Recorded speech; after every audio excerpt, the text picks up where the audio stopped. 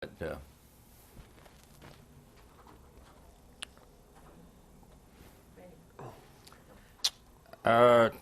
today is September 3rd, 2003, and we are at the Riley County Courthouse, the East Plaza on 115 North 3rd Street.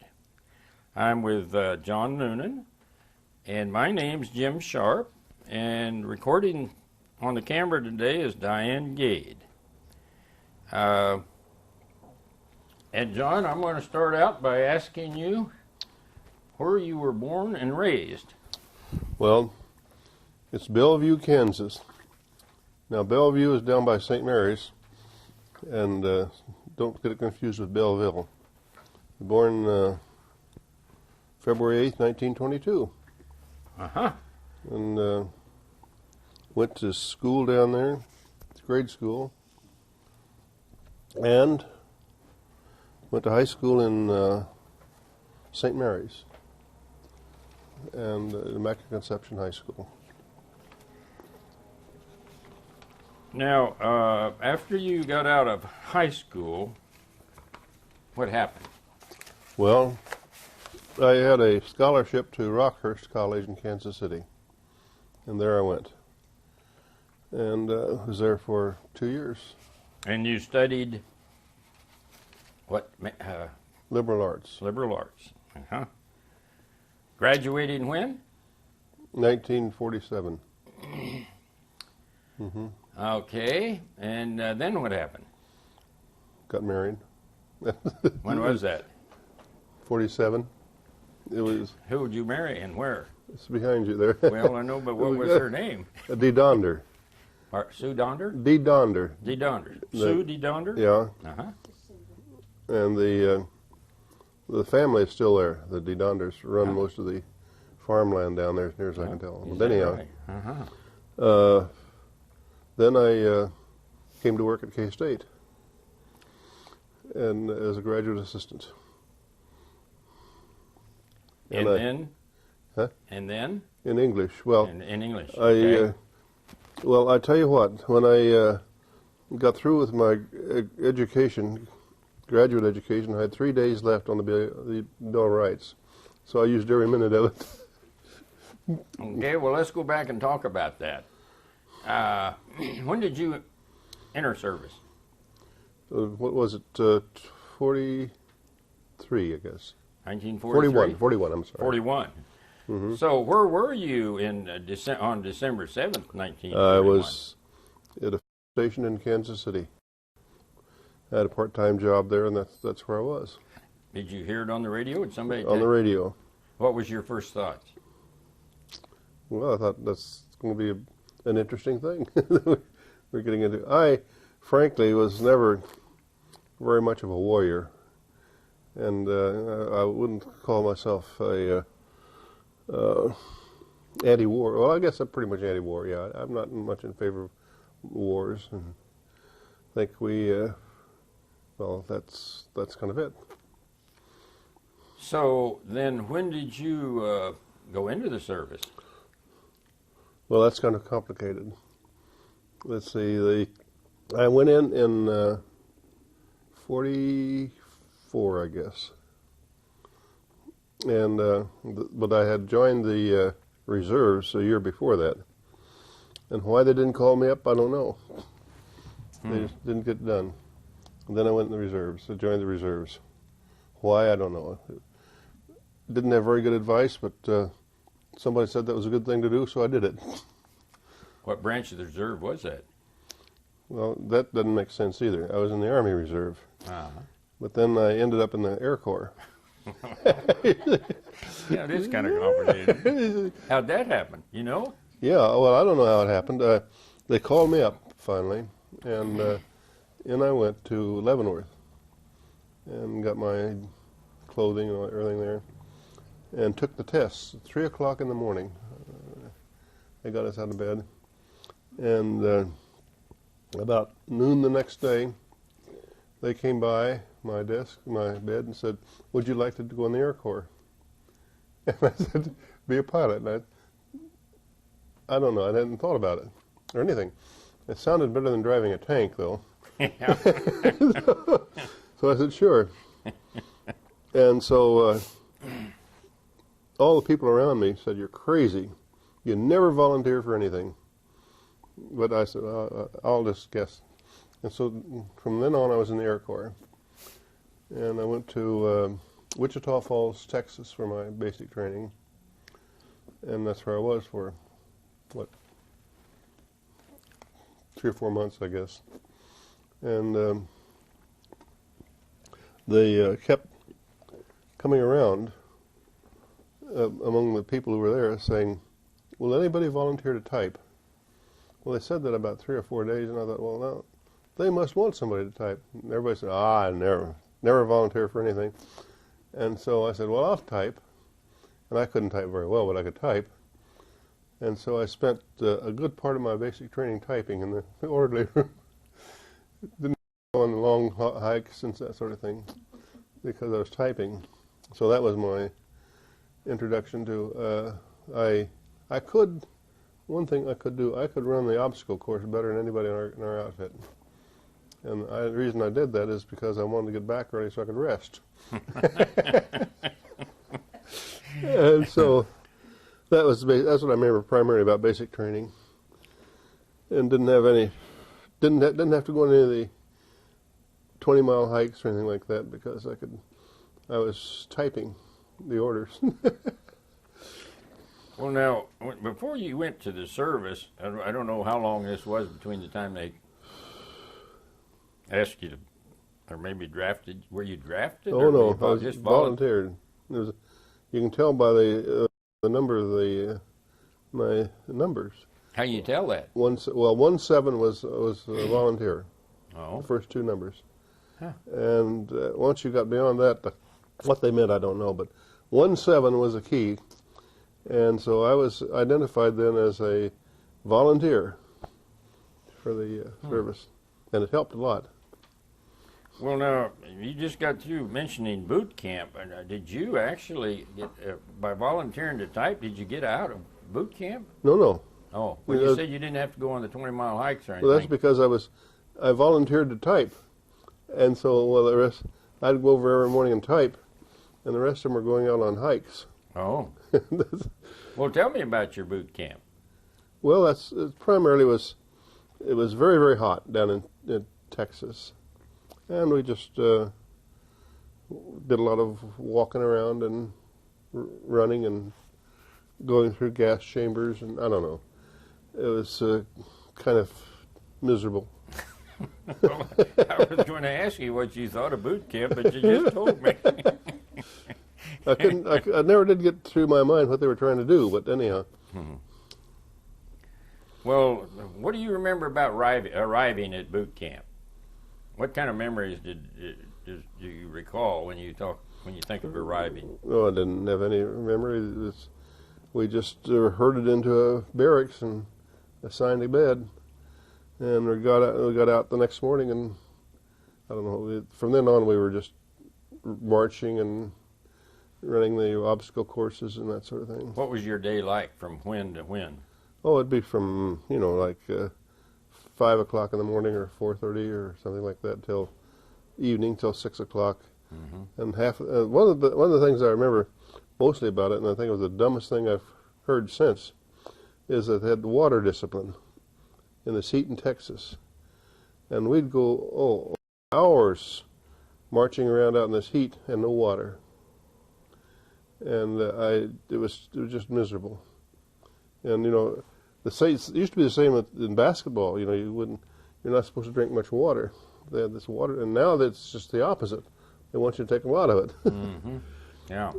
And so that stands out in my mind as useless and miserable. Okay, now you graduated from boot camp. Mm-hmm. You didn't flunk that. No, as a matter of fact, the outfit I was in was trained to be pilots, and we spent an awful lot of time doing coordination exercises. Now this is after boot camp, isn't it? That's kind of the end of it. Yeah. Okay. The end of it. We were the first our outfit was the first one to go through all these coordination stuff to be pilots. And I got through that all right. Didn't know what I was doing, but we got through it. And so we got through that. We were assigned then to become pilots. And I went off to Coe College in Cedar Rapids, Iowa. You understand the irony of this. I'd just been through 2 years of college. Now I'm going back to college again. But that was good because I did very well in that. And we went to this college, and that was hard discipline. We had to we eat square meals, for instance. I don't know if you know what a square meal is. At the military academies eat square meals all the time. And you had to be tough. You had to everything had to be right. Would you explain that to us, What? square meal? Sure. You'd sit at the table, and they'd serve your food. And it would be there, and you have a knife and a fork and a spoon here. And so they would come over and, you got ready to eat. You couldn't just go this way. You went this way. That's a square meal. Every meal had to be a square meal. And there was somebody sitting at the head of the table, and they'd gig you if you didn't get a square meal. And the rest of that was one of the things that was sort of interesting there. And the other was, we had to study. We had first-class college courses. I did physics there, for instance, and several other courses. And so we had this. We just had to. We were very, very particular about being, and we had to march every evening. Had taps, and we'd be out there saluting. One thing that I remember there was absolutely ridiculous. But one thing that happened was that for about a week, we had a group there of about 150, I guess, and I was identified as the commanding student commander. And it lasted a week. And you know why? Because a week later they found somebody taller than I was. But that's all right. He was the center for the basketball team at Nebraska then, so he was taller than I was quite a bit. But there's probably other reasons, I don't know, but I assumed that was it. And we had to march to meals. Our meals were about a block away from where we were barracks, in a gymnasium. And we'd have to march over there in strict formation. And you couldn't, that was really, it wasn't tough, but it was just strict. And so I was there as an air cadet for about 6 months, I guess, or something like that. And by now I'd been in the Army quite a little while, I'd been there almost a year. So, you also mentioned pilot training down in Texas, and this was just an extension. No. I didn't mention pilot training. I said we were preparing for pilot training. I see. And that was taking various kinds of coordination tests I see. and so on. And Lord, they had all kinds of machines there. You'd practice on the coordination, and then if you didn't pass through that, you didn't get to go to pilot school or to Coe College or to the college. Is there a high attrition rate? Yeah. It was high. So then you went to Coe College, and what did you say, 18 months, 2 years? No, we were up there about 10 months, I guess. And then I was given the opportunity to go on to pilot training. This was simply being trained as an officer and a gentleman. And so now the next step was to go off to really flying airplanes. Oh. And there were about 3 groups there, and I was in one, and they came by one day and said, "Would you like to jump ahead with another group and become a pilot quicker?" And I thought, no, I didn't. That wasn't it.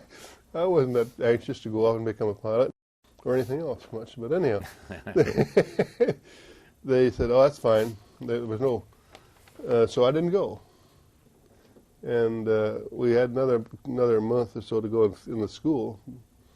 And one night we were out parading, and the commanding officer came out and said, "You're all washed out." This is they closed the program, and they did. That was in my pilot training, or anything to do with the planes, or almost. And so that was a great disappointment too. Except I don't think they liked me very much. But they when we went to get ready to go to pilot training, we had to select what kind of planes we wanted to fly. Pilot the big old fighter planes, hot rod planes, and we had to choose. You know what I chose? Cargo planes. They didn't like me. They wanted the hot rod fighter pilots. And so anyhow, it probably just as well I got washed, that they washed us all out. And then we went from there to Yuma, Arizona, to gunnery school. We had a choice. We could choose what we wanted to do after the pilot training, after the college. You could be a mechanic or a radio operator or a whole bunch of things. And I don't know, we all put down something. The one thing we did not put down was gunnery school. Where they send us? Gunnery school. And so we were down there for quite a while. And we may have committed mutiny, I'm not sure. No, don't put that in. But they wanted to give us a flight on a B-17. And so we all went down to get on the B-17, and I was getting on the thing and hit my head on the top.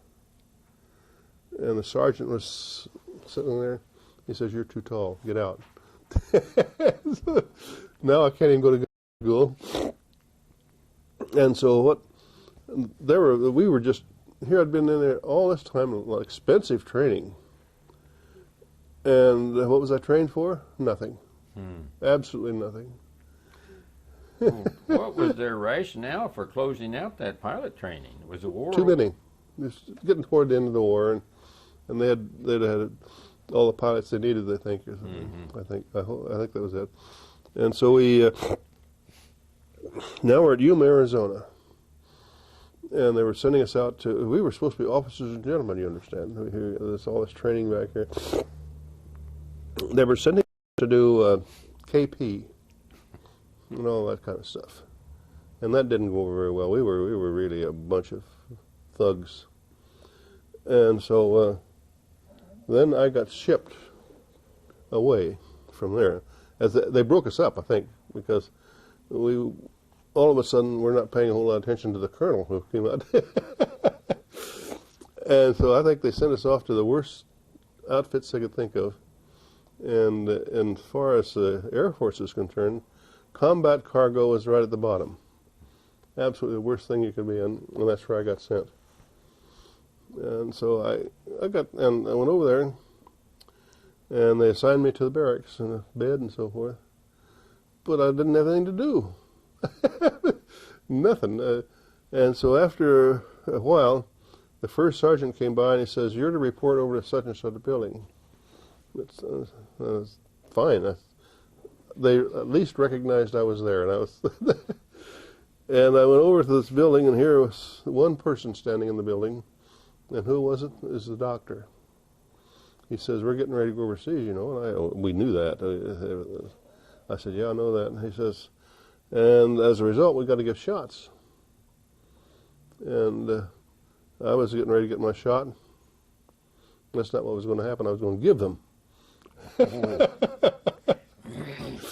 From that day on, I was in the medics. And so I spent the rest of my career then in the medics, in the combat cargo, in this group. Well, where are we right now, location-wise? Well, this is in Kentucky. Whereabouts in Kentucky? Louisville. Louisville. Okay, then where do we go from there? Well, we were in Louisville for quite a little while. We were in there they were training this outfit to go overseas and do this job at in Burma and India, and we were mechanics and pilots and all kinds of things there. And after a while, we got noticed to go to. Well, I did get a little bit of training there, but the training was better than I think the schools were, because the doctors, the guy I worked for most, was so good at teaching me to do things that we could almost, I could suture, I could sew you up. Ah. I knew I could do the slides, detect germs and all this sort of thing. But I was expert. I was absolutely good at picking out the gonorrhea.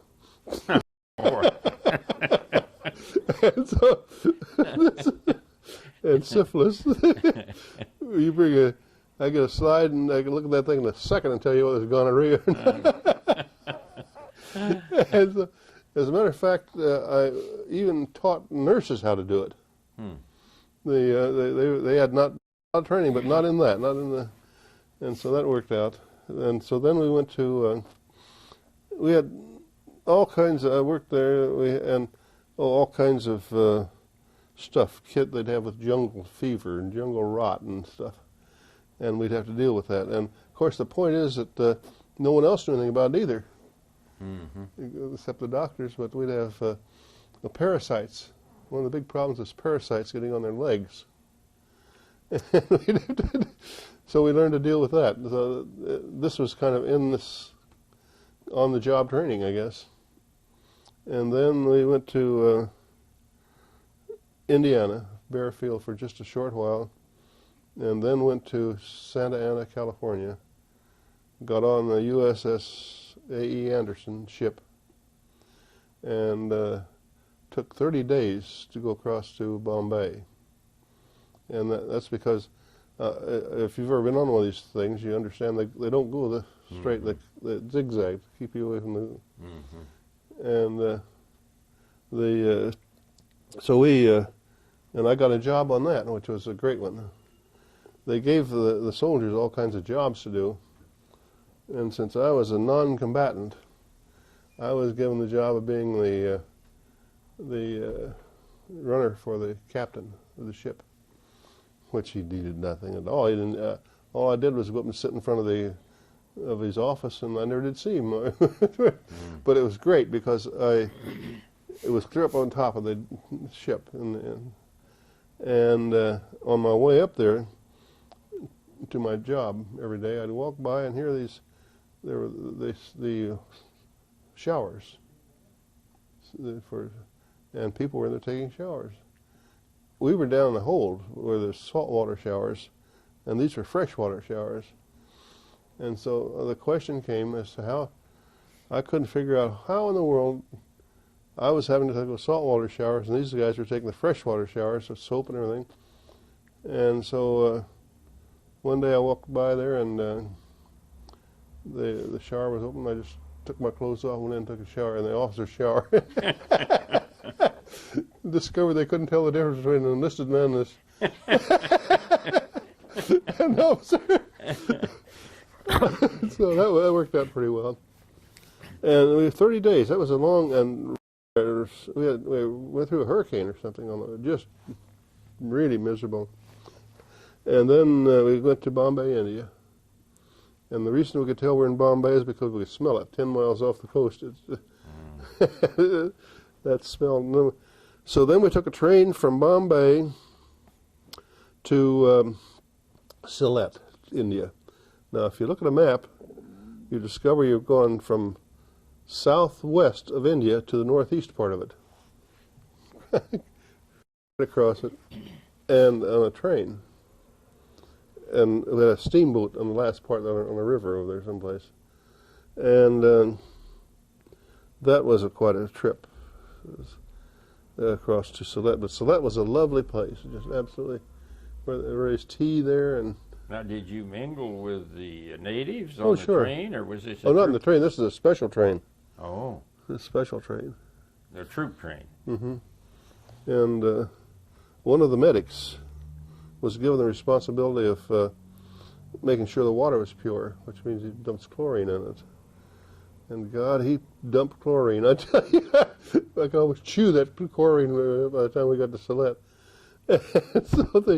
But anyhow, we made it all right. And then in Salette, we were back. We were ready for operations. We had the various we had medical call every morning, and we had these various parasites on the guy's legs, and the solution, or the way to solve the parasite, was to put the legs into this purple bath of some kind, and they'd come and sit on medical call, and they'd sit there with their feet in a tub, get soaking for these parasites, and so that all of the people in this group had purple legs. They were walking around with so that was the first experience in there. Well, now, Salette, was it an air base or an It army was an air base? base. It was an air base. They had built an air base there.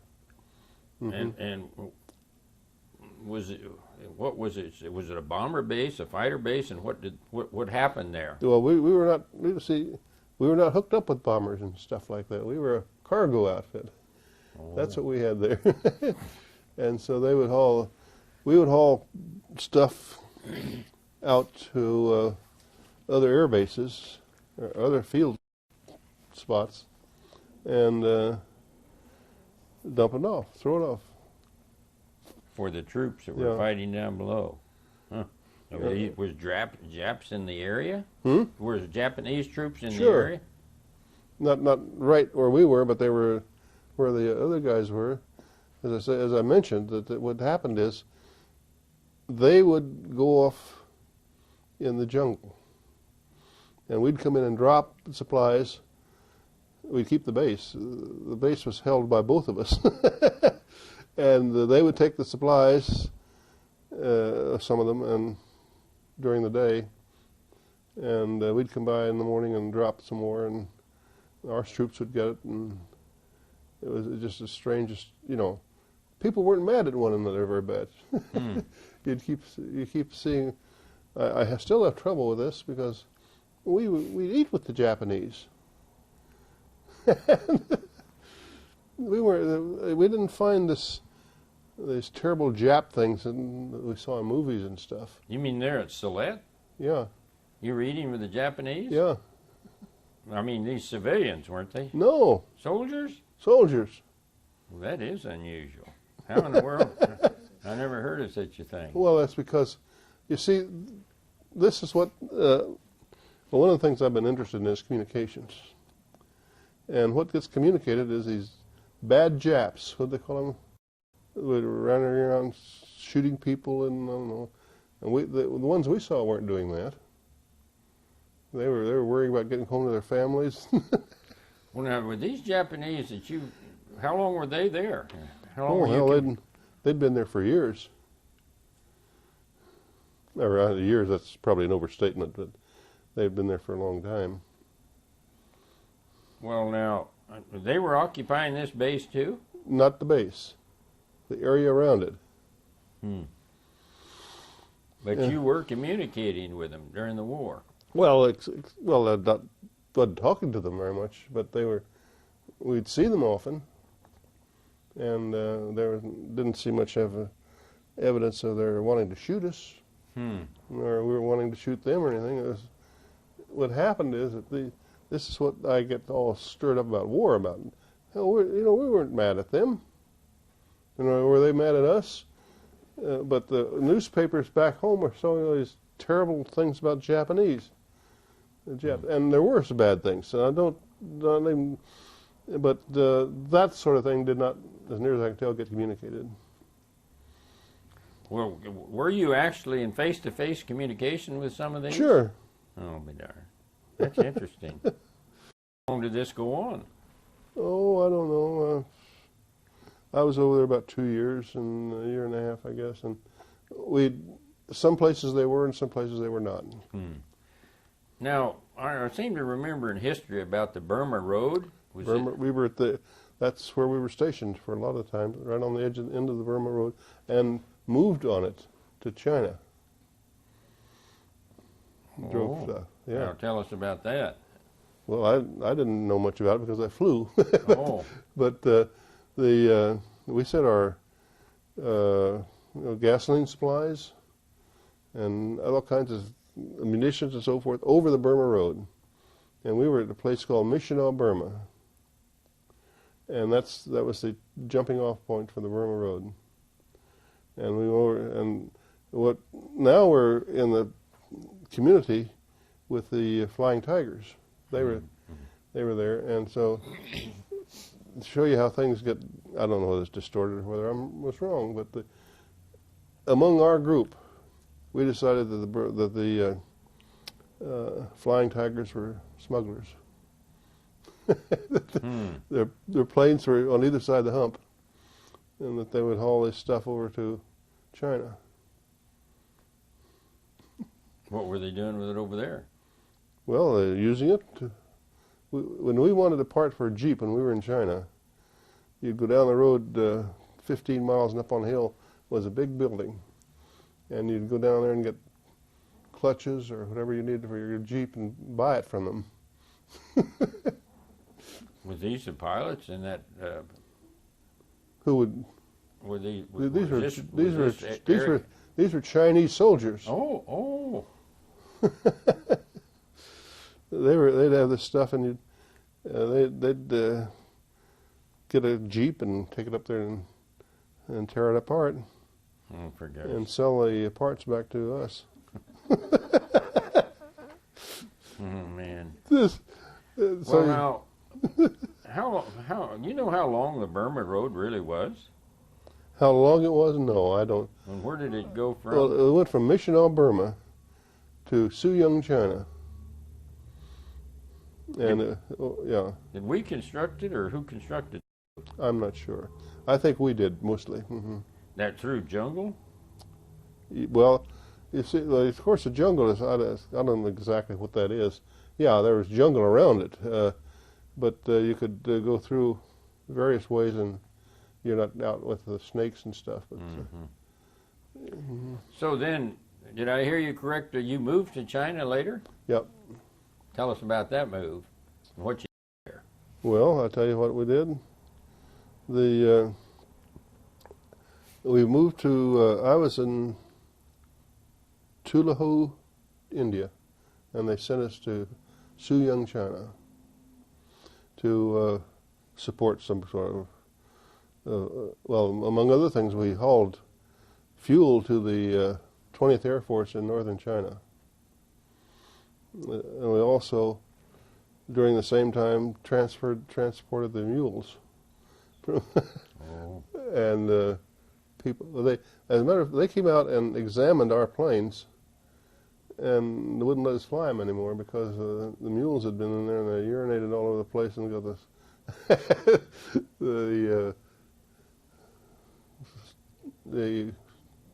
What am I trying to say?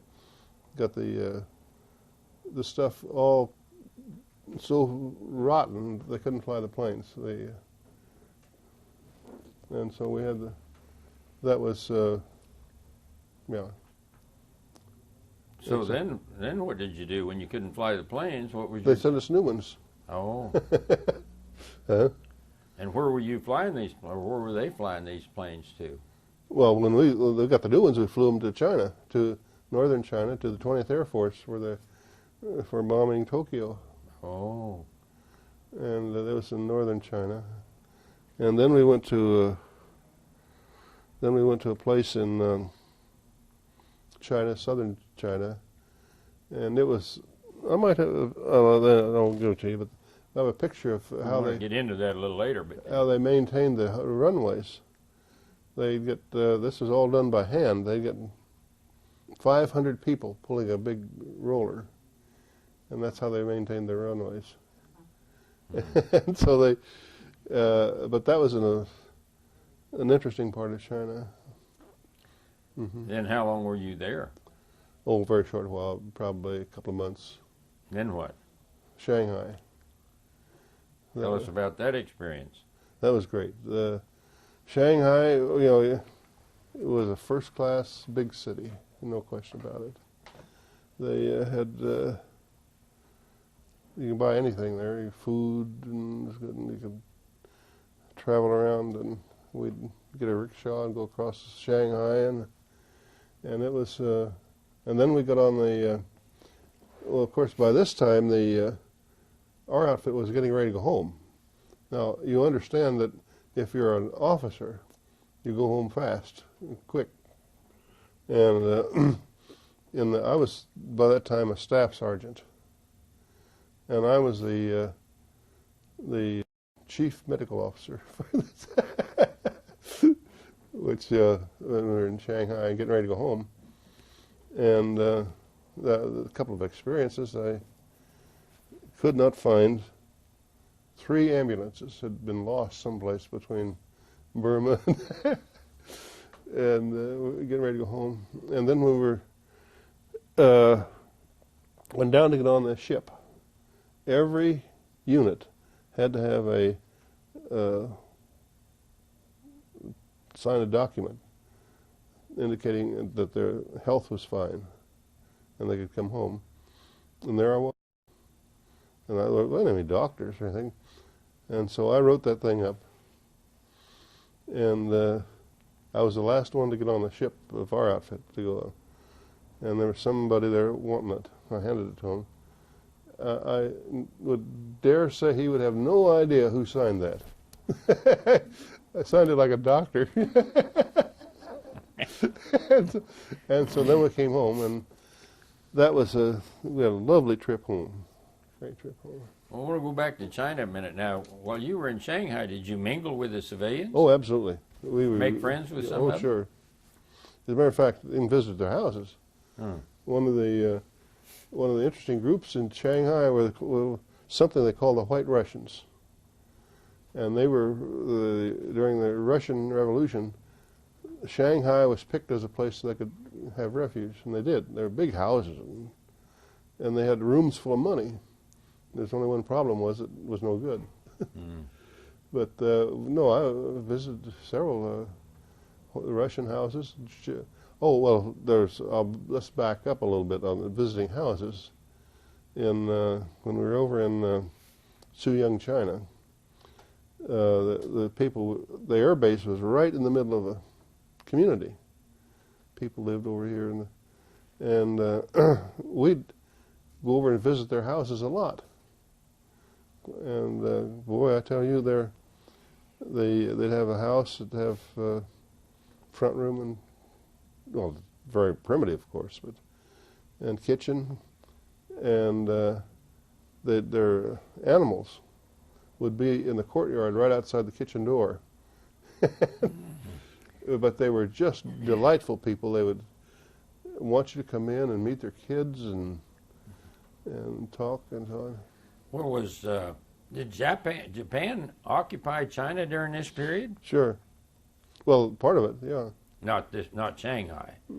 Oh yeah, you bet Shanghai. Were the Japs there at that time? No. What year was this? 46. It was after the surrender. Yeah. Okay. How did the Chinese feel about the Japs that used to I don't occupy know. that? They hated them. Is that right? Mm-hmm. Why was that? Well, the Japs are tough on the Chinese, and I suppose I don't know exactly why, but they were pretty tough. And then there was you had the problem of the communists were just outside of Shanghai, ready to take it over when we left, and that guy who was in charge of them was a mess. He's the one who undid China after we left. Shut the schools, Re-educated everybody. Mao is his name. Yeah. Mm-hmm. Is that when a lot of them left and come to Taiwan? Yeah. Government. In Shanghai. So after Shanghai then? We got on the USS Kadashan Bay and came to San Francisco. And? Well, we had a great time. That was a lovely trip. We had somebody who had musical experience on the ship. And we had a chorus. We sang for the people, and we had a nice trip. Then we came to California. And what do you think was going on in California? Or the mountains had closed, the snow had closed all the mountains between California and Colorado. Hmm. And so we had to sit there for a while, and then finally away we went. Got home in '46, and 1 year later we got married. Then I was back in school again. Oh, yeah. Before we leave your military, though, I think, did you bring some memorabilia that you want to tell us about? Oh, I don't have very. There's just one. I just had one picture here that is okay. Sort of interesting. Well, all this stuff is stories about the forming of the combat cargo and stuff. You've told us about that, haven't you? Yeah, I think so, pretty much. And there's. If you do have a picture there, you might hold it up so Diane can get a close-up of it. Well, this is, of course, part of it is it's so small. That's a picture of when I was in cadets in Cole College. Oh, this is Cole College, and where was that located? Cedar Rapids, Iowa. Cedar Rapids, Iowa. Mm-hmm. Is that the bricks there, or the dorms? Yeah, we lived in dormitories. Uh-huh. That was a dormitory. Throw this away. This is one of the more interesting things. That's taking care of the runway in China. Oh, yeah. Oh, they're pulling, all those people are pulling that roller? Right. They were doing it day and night. Now, were they pulling that over dirt or gravel? Dirt. Is that right? Mm-hmm. What kind of planes were landing? C-47s. The old cargo, like. What happens when it rains? Well, I don't know. Can they still land? Yeah. Somehow they could keep most of it landing. Well, there's a. If you can see that's a jungle we were in Mission, Burma, and the tent I worked in was right here. How many people did you have out there in that jungle? Oh, in that group, that bunch. Oh, well, you got 50, so probably 50 people there. Yeah. And that was combat cargo? Mm-hmm. This is the headquarters. Oh, I see. And we had. Now, where are you there? Can you point yourself out, point it toward the camera when you find out? Well, it's right there. Okay. And that was. This is sort of. I don't have any pictures of Shanghai. This is my friend went back to Shanghai about 5 years ago and took these pictures of where we. This is 10 years or 40 years later. Hmm. And this guy. I'll have to get that picture. There's one picture that I find interesting. It's to prove that I was in the medics. And I don't see, there it is. Yeah, I'm thinking you're going to get a shot of that, but if you can. That is me in action there. Yeah.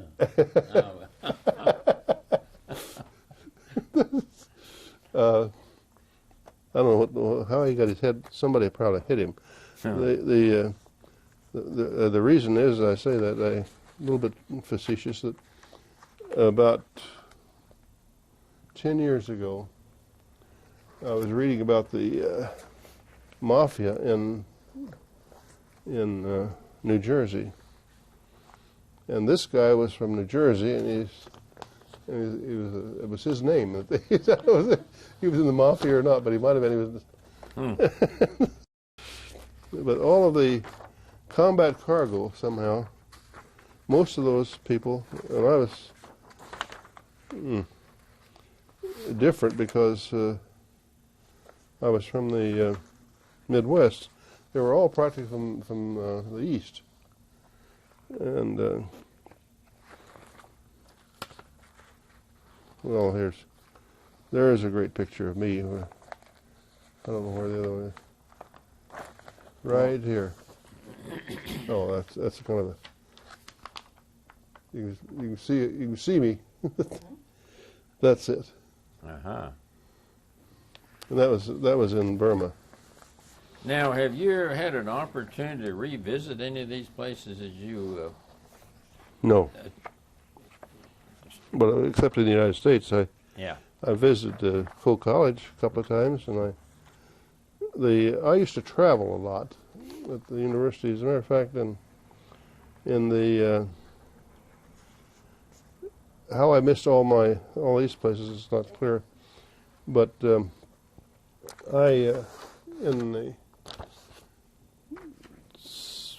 my passport in 1975, I had a note from every continent in the United States except Australia.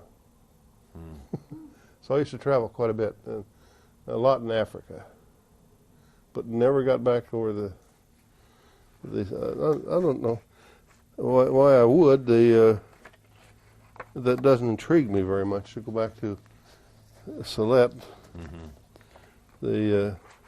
What was interesting there is the tea. There are tea plantations all around it, and how they handle that was interesting. Also, in some places, it was a terrible place to be because it was run by the women. The men stayed home and took. Well, now the Khasi tribes. While you were in service, did you develop any friendships that extended beyond your service time? Well, except for this correspondence I've been having the last 10 years or so. I hear from them fairly often, but this is mostly by computer. Yeah. And no, I didn't have any. What did you think of your fellow enlisted personnel and your officers? Did you have pretty high regard for most of them? Oh, well, we never it was really, we didn't respect the officers at all. I mean, we didn't disrespect them. They were people. And they were one of the samples of how this worked was that I used to have to sit on the flight line in an ambulance in case there was a plane crash or something. And we had a tent or a station set up with a tent over the top, just a tarpaulin. And the pilots, damn them, they used to love to fly over this tent and just pull the plane up and the tarp would go flying up. Then they'd come back and fly over and wave at you and all this. And so the commanding officer, we were leaving China, going back to Doazari, Burma, and the commanding officer took off. And he went down and took off and came back, and I didn't know he was coming back. And he came in there. It was so low it scared the life out of me. Right over that tent, and up he went, and blew that tent just. And we got to we got over to Burma then, and he was the next to the last. We were the last plane to leave, and he was the next to last, and he was sitting there waiting for us. He says, "How'd you like that?" But we had this kind of that kind of relationship, which was a lot different than I think I detect in the Army. well, there one other interesting thing was that this is after.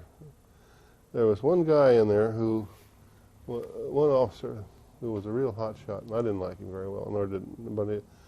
His name, I'm not sure what his name was anymore. He was the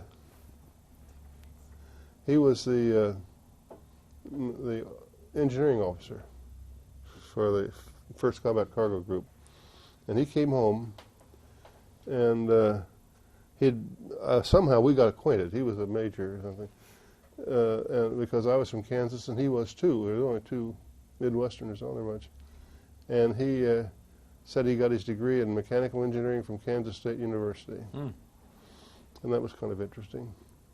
And so after the war came back, and I got the job up here teaching, and I walked into class, and there he was. Nah, be darned. That I never did hear from him since. Well, so where and when were you discharged? Well, I was discharged from. Well, I think my records show one thing, and I think it's something else. But the records show it's Colorado, Boulder, and I think I remember getting out at Fort Leavenworth. So then, immediately after discharge. 1946. After discharge, you come back here to K-State? No, I went back to Rockhurst. I got my degree there. Oh. Graduated when? 47. And then you came to K-State. Tell us about your career there. Well, I came here in 47 and was I taught English for 40 years, 30 years, 25 years, 20. Excuse me. See, I told you it would get directed. 20 years, and in the meantime, I got my master's degree and PhD, and then went over to be associate dean of the graduate school, and was there for 20 years. So I was half-time. I always tended to be headed toward administration, kind of. And then, when did you retire from K-State? 88. Now, tell me about I think you've told me when you were married, and about your family. Well, we have 4 children. Our daughter is the vice president of AIB, and our son is a regional something for IBM, living in Wichita. And we have a daughter who does nothing. No, that's really not true. She's really bright. She's taught for many years at Wayne State in Nebraska. And another daughter is a manager of commercial real estate for Vail Associates in Colorado. You have any grandchildren? Sure, 12. You're doing pretty good. And 2 great-grandchildren. Now, have you written or been interviewed about your experiences before? No. They're uninteresting. Well, I wouldn't say that exactly. Now, what other interesting or unusual aspects of your pre-military, military, or post-military might you want to talk about that maybe we haven't discussed? Is there any other items that you think would be of interest? No, I can't think of. Do you think of anything? Well, sure. There's one thing that's interesting is our marriage. Sure. That she graduated from college on, when was it, Saturday? Friday. I graduated on Sunday, and we're married on Tuesday. No, that's. I don't think you told us how you met Sue, did you? Well, high school. Oh, in high school. You were both in St. Mary's? Let's see. What else do you have that maybe we haven't covered? I can't think of anything. I traveled. I used to travel a lot, and I suppose that I was for 10 years on the Dean's Committee for the African American Institute in New York. And that means that I was here all the time, but we selected the students from Africa who'd come here to study, do graduate work. Mm-hmm. That was an interesting experience. We'll have to travel over there and meet these guys, and Sure. and so I've done some things. I don't know. I was a thing happened called the where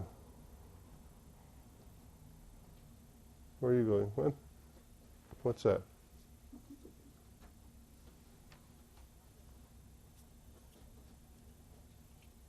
Oh, yeah. What have you done since retirement? It's interesting. Oh, I was on the AARP legislative committee for 5 years, and we got through the legislature, a thing called the Healthcare Data Board, and so I was kind of a pusher on that. Mm-hmm. And then it was organized. The people, the legislature organized it, and then I was put on it. I was on that for 10 years. Uh-huh. And that was interesting. And I just saw the day before yesterday, I quit the thing about 3 years ago, and that they had so many dentists in Johnson County. So I think it was something like 27% of all the dentists in Kansas are in Johnson County, whatever the percentage was, but it's big. And you get out to Colby and you got none or something. Yeah. Huh? Yeah. And so they keep track of that sort of thing, and publish it. Well, we're about out of time, and Good, no. certainly want to thank you for coming in and telling us about your interesting career. And as a thank you, we want to present you, as soon as Diane gets through here, with a tape of this recording for you and your family. And we thank you very much. Mm-hmm. Take care. Mm-hmm. What are you going to do with all these lies that people are telling you? These lights? Lies. Oh. Yeah, well, I better get untangled first thing. And you probably better too. Let me get you. See, mine's separated. Yeah, before you get away, we better. Let me take that off of you.